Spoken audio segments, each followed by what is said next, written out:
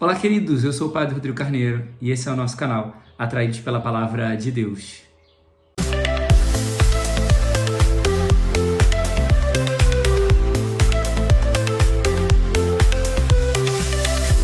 Bem, então, hoje, nessa terça-feira, nós celebramos o dia de Nossa Senhora do Rosário, né? Então é um dia onde a gente precisa voltar também a nossa atenção para a oração do Rosário, que foi esse pedido. É interessante que todas as vezes que a Virgem apareceu, em algumas aparições, né, como Lourdes, ela movia os lábios e passava as contas do Rosário. Em Fátima, ela pediu para que se rezasse o Rosário. Nossa Senhora do Rosário, nessa aparição, também pediu. Nossa Senhora do Rosário, ela recordava, né, justamente essa importância, nos recorda, na verdade, a importância do Rosário como meditação dos mistérios de Cristo. Porque Maria sempre vai apontar o seu Filho Jesus. Então, por exemplo, o Rosário, ela é uma meditação dos mistérios de Nosso Senhor. Não tem meditação de Maria, é a meditação dos mistérios de Nosso Senhor.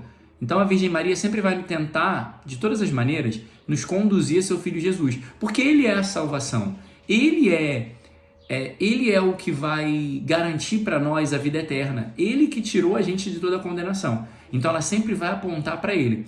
Então celebrar o dia de Nossa Senhora do Rosário é recordar a importância de nós meditarmos os mistérios do Senhor, de voltar talvez à prática de rezar o Rosário todos os dias. Quanto tempo que a gente não reza o Rosário todos os dias? E hoje é um dia de recordar disso, de rezar o Rosário todos os dias, para meditar os mistérios do Senhor, recordar de onde vem a minha salvação, que é de Jesus, o Filho da Virgem Maria, que é a Mãe de Deus. Bem, as leituras de hoje, a primeira leitura a gente continua no livro de Jonas, né? A gente vai continuando aqui. E aí, nós vamos ver que Deus dirigiu a palavra pela segunda vez a Jonas. Porque Deus insiste. Deus não desiste de cada um de nós. Nós somos fracos, falhos, limitados. Mas Deus não desiste de nós. Deus, Ele insiste. Ele quer fazer... Porque assim, Ele podia chamar outra pessoa e dizer: Jonas, você não serve. E chamar outra pessoa. Mas Ele queria usar a vida de Jonas. Porque também era uma forma dele alcançar o coração de Jonas. Então também, muitas vezes o Senhor vai querer usar a cada um de nós, mesmo sem mérito, mesmo a gente sendo um nada, mesmo a gente não merecendo. Deus vai querer usar a cada um de nós, não por nós mesmos, entende? Não por nós mesmos, não pelo que podemos fazer, na verdade. Ele vai usar cada um de nós, não pelo que podemos fazer, mas Ele vai usar cada um de nós porque Ele quer fazer também em nós. Então, quando eu me coloco em serviço, e a gente vai ver, conforme a gente for lendo o livro de Jonas, o que Deus foi fazendo na vida dele. Como Deus foi reordenando a vida de Jonas. Porque Jonas agora vai para Nínive, o lugar onde Deus mandou. Primeiro, Deus mandou ele vir para cá e ele foi para lá. Deus tomou ele de volta e trouxe Jonas para cá. Mas ainda assim, a gente vai ver que Jonas continua na rebeldia. Então, ele vai se estressar com algumas coisas que a gente vai ver provavelmente, deixa eu confirmar, a gente vai ler provavelmente amanhã. Amanhã a gente vai ver e vai descobrir que Jonas ainda estava na rebeldia. Foi fazer a vontade de Deus, mas o coração de Jonas ainda não era de Deus. Entende? Ele agora foi fazer a vontade de Deus, mas o coração dele não era de Deus. Então significa o quê? Que Deus foi chamar ele uma segunda vez porque queria fazer uma obra na vida de Jonas. Deus queria o coração de Jonas também.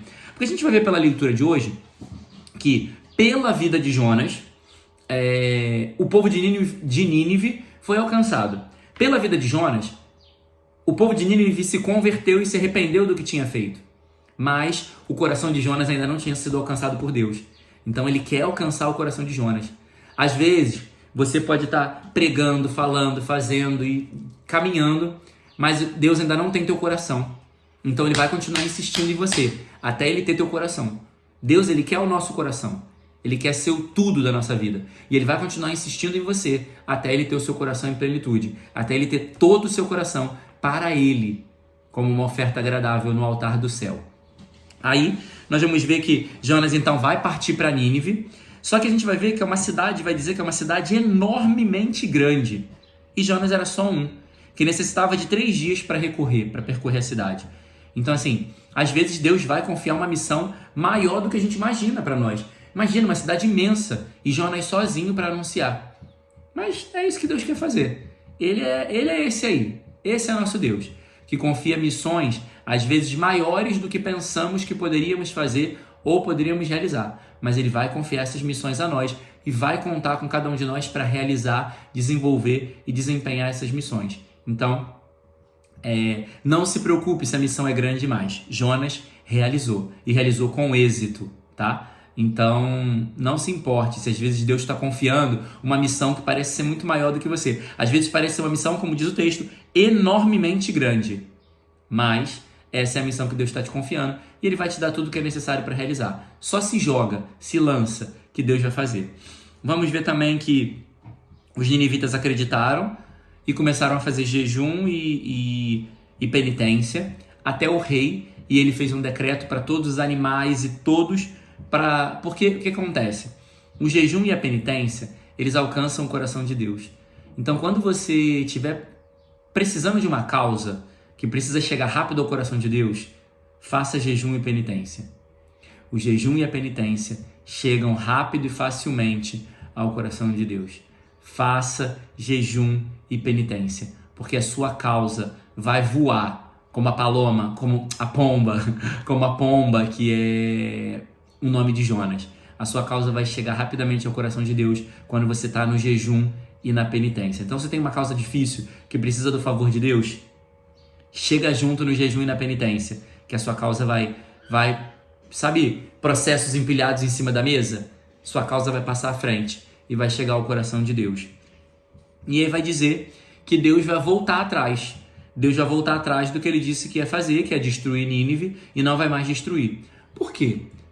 A palavra de Deus não diz que Deus não muda? Como é que ele... Por que então que ele está deixando de fazer o que ele disse que ia fazer? Ele mudou. Entendam. Deus não muda no desejo de salvar. Ele deu um choque em Nínive dizendo que ia destruir, porque talvez, provavelmente, até aquele ponto ele ainda conseguiria salvar. Se eles fizessem um pouco mais de coisas, eles não ia ter mais salvação. Mas, como eles se arrependeram, ele voltou atrás da destruição. Porque o objetivo de Deus é sempre salvar. Às vezes ele dá um choque, dá um susto, dá uma peleja, dá uma situação para salvar. O objetivo de Deus sempre é salvar os seus. Então ele não mudou no objetivo principal dele, que é salvação. Ele mudou a maneira com a qual ele ia fazer, que ele ia destruir e não ia destruir mais. Mas ele não mudou o objetivo final dele, que era a salvação daquele povo. O Evangelho, a gente vai ver esse texto conhecido de Marta e Maria. Jesus chega na casa de Marta e Maria, Marta está aos pés de Jesus, Maria está aos pés de Jesus, escutando ele, enquanto Marta está atarefada correndo para lá e para cá. O que eu queria trazer desse texto no dia de hoje? Ele vai dizer que Maria escolheu a melhor parte que não será tirada. Ou seja, ela deu prioridade a Deus. Às vezes, nós, pelo ímpeto de fazer... Por exemplo, Marta tinha um ímpeto de acolher bem em casa. Marta tinha um ímpeto de ser uma boa dona de casa. Marta tinha um ímpeto de ser a melhor que acolhia e que fazia tudo. Mas ela não estava dando prioridade ao que tinha que dar. Às vezes, ser o melhor não é fazer muitas coisas, mas é estar onde se deve estar. Então também isso é importante pra gente. Talvez, e eu tenho a certeza no dia de hoje, que ser o melhor não é fazer muitas coisas, mas ser o melhor é estar onde se deve estar. Porque estando aos pés do Senhor, isso nunca nos vai ser tirado. As graças que recebemos de Deus, ninguém pode tirar. Agora, por exemplo, eu fazer muitas coisas, as pessoas podem me tirar a paz porque não valorizaram o que eu fiz. As pessoas podem me tirar a paciência porque não fazem da maneira que eu gostaria que fizessem. Agora, quando eu dou prioridade a estar no lugar que eu tenho que estar, que é aos pés do Senhor, ninguém pode me tirar ou me roubar disso. Então, queridos, demos prioridade a estar aos pés do Senhor, na oração, na escuta, na leitura da palavra e na busca de Deus. Louvado seja nosso Senhor Jesus Cristo, para sempre seja louvado.